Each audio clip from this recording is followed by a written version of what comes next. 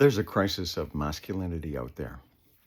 You see it in the awful statistics for men in homelessness, loneliness, mental illness, drug addiction, violence, incarceration, even suicide. And at the same time, you see an improvement in the position of women in society. Women do better than men at school, at university, and they're coming increasingly to be a dominant force in medicine, law, politics, and other traditionally male-dominated occupations. So you may think as a man that you're bigger and stronger than any woman, but these days you don't get paid for your muscles. You get paid for what you know. Nevertheless, there's been a huge surge of interest in bodybuilding among men. You see young men hanging around the gym all day long, mixed martial arts and all that. Well, back in the day, if you wanted a job and you were a strong and healthy young man, you didn't put out a resume. Nobody knew what a resume was. You would go down to a job site and you would ask to speak to the foreman, and the foreman would come out and look you up and down, and maybe he would feel your biceps, and then he would say, okay, you're hired. These days, that doesn't work. You don't get paid for your muscles.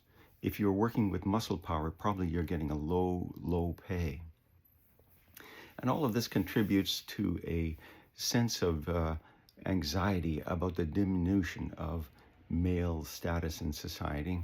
And the Trump administration loves nothing better than to take advantage of this crisis. In fact, they're a symptom of the crisis of masculinity when they go on and on and on about the need to go back in time to when America was great and men were men and women were women and stayed at home and took care of the kids and baked apple pies. And the Trump administration likes nothing better than to insult and humiliate and harass and bully the weakest and most vulnerable members of society. And from Trump on down, you will see them engaging in what I would call performative assholery as a form of male dominance display. Well, I'm here to tell you that big muscles don't make a big man. If you want to be admired for your strength, your role is to step up and protect the weak and vulnerable, not to harass and bully them.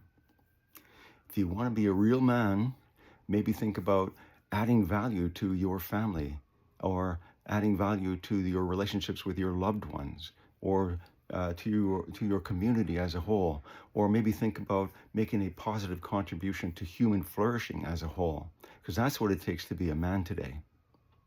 So man up.